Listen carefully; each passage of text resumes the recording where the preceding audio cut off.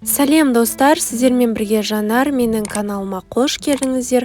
Бүгін сіздермен бірге осындай өте дәмді болып шығатын және тез дайын болатын тартылған еттен сорпа дайындаймыз.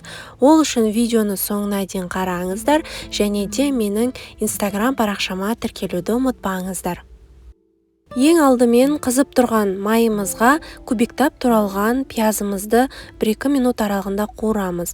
Кейін сәбізімізді саламыз, тағы да 1-2 минут қуырамыз. Кейін қуырылған сәбіз бен пияздың үстіне болгар бұрышымен және де картопты қосамыз.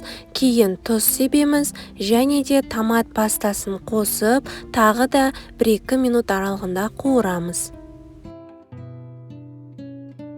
Осының үстіне ыстық су құямыз және де картопымыз жартылай піскенше қайнатамыз.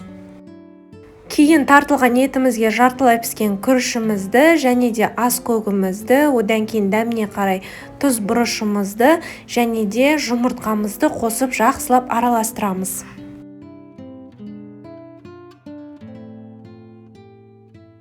Енді осылай дәл видеодағындай етіп, алақанымыздың көмегімен фрикаделькаларымызды кішірек етіп домалатып, барлығын дайындап шығамыз.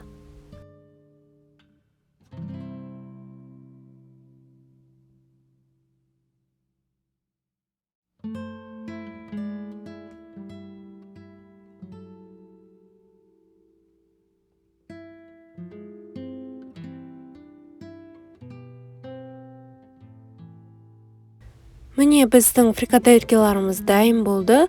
Енді осыны қайнап тұрған қазанымызға барлығын жан-жағынан салып шығамыз.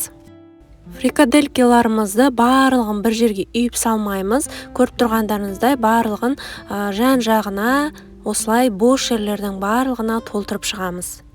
Бетін жауып пісіреміз. Міне біздің тартылған еттен сорпамыз дайын болды. Өте дәмді болып шығады. Ең бастысы еті мен күріші ажырап кетпейді, езілмейді. Сол себепті міндетті түрде жасап көріңіздер. Және де видео ұнаса менің каналыма тіркеліп, лайк басып, комментарий жазуды ұмытпаңыздар.